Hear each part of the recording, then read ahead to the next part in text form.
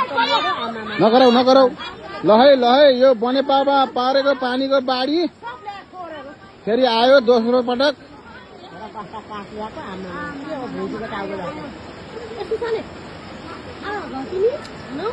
यहाँ मुख्य कुरो हिमपाइप अहिलेसम्म यतिकै राम्रो छ। पुल कोटेखोला सिपाली जाने पुलको हिमपाइप अब लाने भयो। डबल चौवर चाहिँ छ झन्डै। 4x केही छ त सुरुमा, तर ठुलै हो यार। अब चढी गयो नि यसले गर्दा। यहाँ हेर यो दाउरो दाउरो दाउरो हेर दाउरो। हिमपाइप छिरो छिरो छिरो छिरो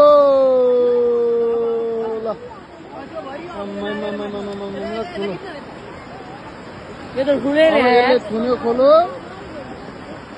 अब हिमपाइप बगाएको हेरौँ। अहिलेसम्म त कटेखा ध्यान ठुलिनु पऱ्यो सम्मु।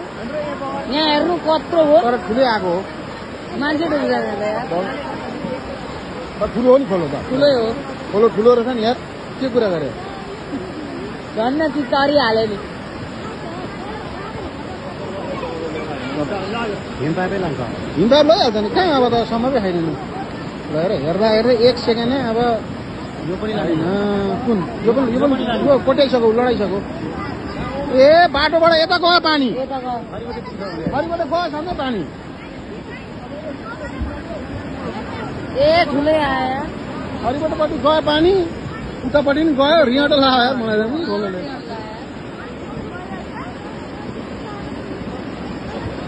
हरिबाटपट्टि पानी गयो। हाम्रो घट्टापट्टि सुत्ता पानी अलिकति जान भ्यायो।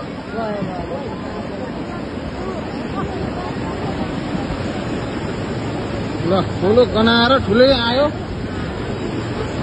घर पारे खोलो आएको अवस्था।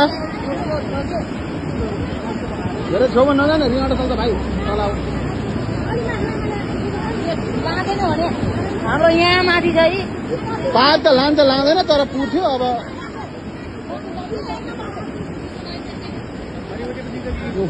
कस्तो गनाएको ए। त्यहाँको उयोहरू पो बगान थालो त यार।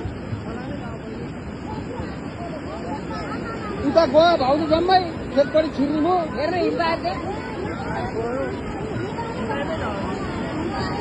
बगाउँछ जम्मै हिमपाइप बगाउँछ। अब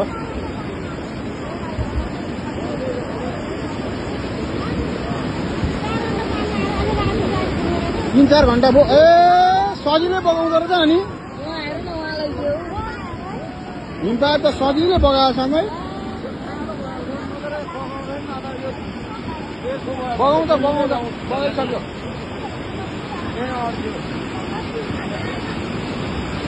खोलोले कतिसम्मको रूप देखाउने भयो भन्ने कुरा। अब चनौटेका मान्छे नि उताको यतै हुने भए।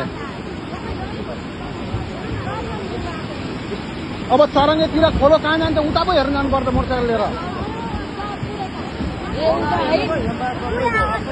हरिबडीपट्टि त खोलो यतिकै सजिलै छिरो ऊ। अनि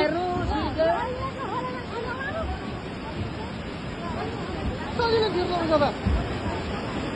यति सानो खोलो आउँदाखेरि छिरो। अनि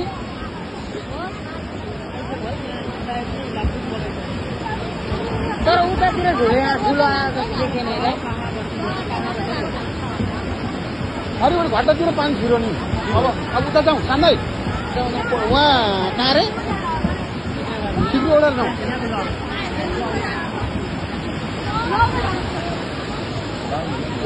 यताको यत्रो यो खोलो हिमपाइप